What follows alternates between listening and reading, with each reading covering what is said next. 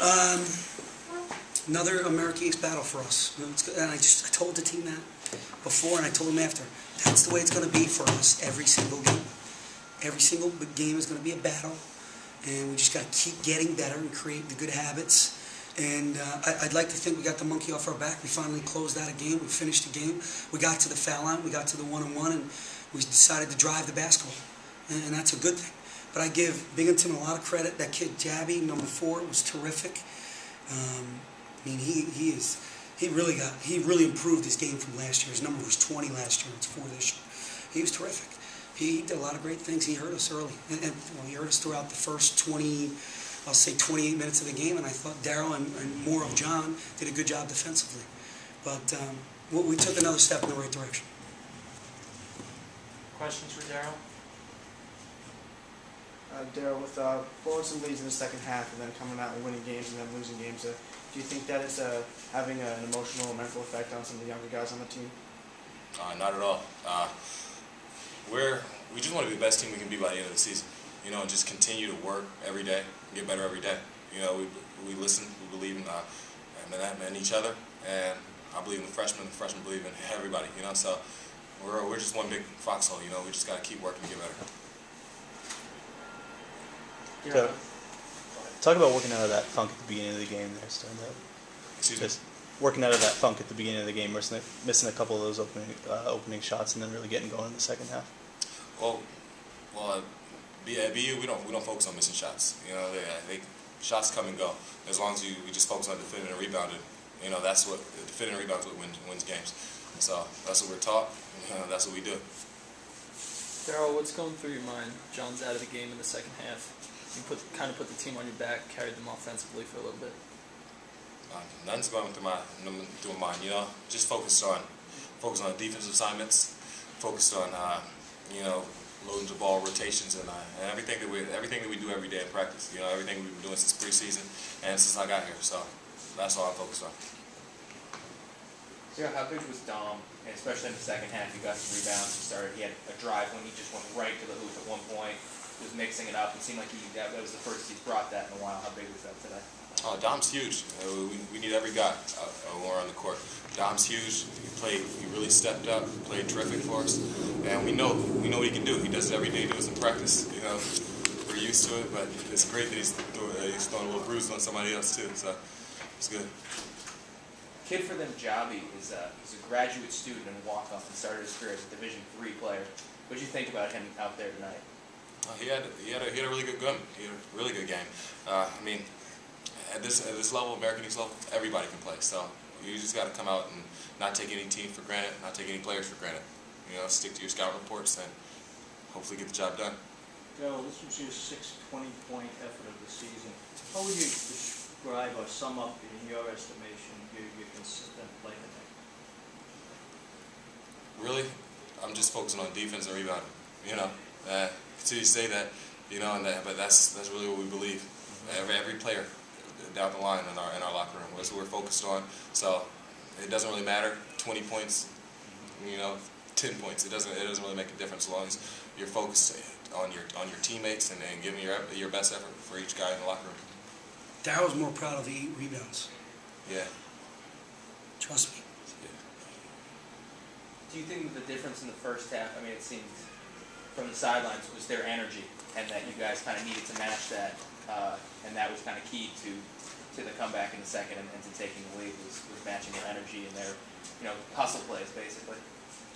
I mean, that's pretty much basketball for you. You know, the team that Coach told us before, the team that plays the hardest, you know, is going to like the outcome. He tells us that with anything we do in life. So I mean, that's what we do. You know, just try and come out. We start off a little, you know. But they came back, but again, basketball's a game of ups and downs. So I mean, I got persistent, like, work ethic and intensity throughout the whole game, and hopefully get the job done.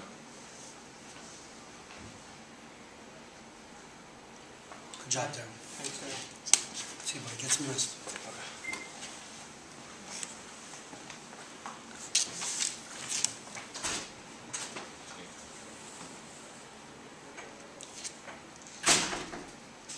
Coach, any thoughts on the play of Dom Morse tonight? We need another scorer. It's tough to rely on DJ all the time and John all the time. So it was nice to add somebody new to the mix. And for us to be a good team, to be a really good team, which I still think we can do without Jake. Don Morris needs to get us 15, 12, 8 rebounds. And he can do it. He can do it. He's just getting his feet back. He's just getting his legs back. He was out for a few weeks. He had crazy surgery, so I'm looking forward to him really starting to progress because we need him down the stretch here. Coach, with Jeff Pollock not 100% yet and Jake still out with the injury, is there more of a focus on team rebounding? Because lately you guys seem to be doing a pretty good job. There's no doubt about it. I say swarm the basketball, or gang rebound. I mean, Matt Griffin had 6 rebounds, I think, right? 7. He had 7 rebounds. I mean, that's a 5'10" point guard getting 7 rebounds. Huge. It's huge for us. And to think about the lineup that I had at the end of the game there, you had 4 guards and Dom. I mean, you can't get much smaller than that. And I thought for the most part they did a really good job. They finished the game out. And you saw them a little bit at the end of the game. Their shoulders were back and they were like, we did it. We did it. I know we didn't do it against Hartford, but we did it here. And that's a positive. For a young team, that's a positive. You got to take all these little successes. And that was a success. And we could have lost this game tonight. And I still thought the way we came back, we still hung in there, especially when they had a guy who was on fire. And you know how that is. We've seen John do it a ton of times. He did it to Stony Brook. So it was good to see these guys hang in there. Speaking of John, going into one of the last media timeouts, you and John, you pulled John aside before he could go into the huddle, and John came out of it, he was visibly angry, and Travis had to slow him down. What was said there, and how much of an impact did it make on him being It was huge. He took over the game. I said, I'm going to do that every time now. Every time. We need him. It was nice to win without him, but we need him. We need him to be great. He's a senior. He's got to get it done. That's all I said. So you're not playing hard enough. I wasn't cursing or challenging. I just said you're not playing hard enough. And we need you on both ends. We need you to stop jabbing, and I need you to score. That's what great players do. And he did it. He did it. Sometimes you don't know how to reach kids. Sometimes you don't know what button to push. Tonight I finally pushed the right one. Coach, speaking of energy and playing hard, I'd asked Daryl about it, but did you feel like in the first half they just came out there with more energy? I mean, it's a team that they're starting 2 walk-ons, playing 3 walk-ons in crunch time, but they're coming out hard. Mark does a good job. He mixes that team up nicely. He knows who to get shots for. We were up 12-4, right? And for whatever reason, our energy level went down. And I don't know, I started subbing a little bit. Maybe it could be that.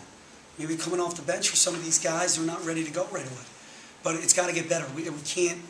Our energy level in the beginning of games has got to be like Hartford. We're up 18-2. Not that it's going to be like that all the time, but at least come out with some energy and some fight. And it was like, I don't know, that was a tough first half to watch. I don't know how you guys did it. I'm surprised you're still here. Coach, was there a specific defense that you liked pretty well? You seemed to switch it up a lot in the game. I mixed it up because I didn't like anything. We didn't play hard in anything. We went zone. Kamara's making threes in that. Jabby's making threes in that. I went back to 50.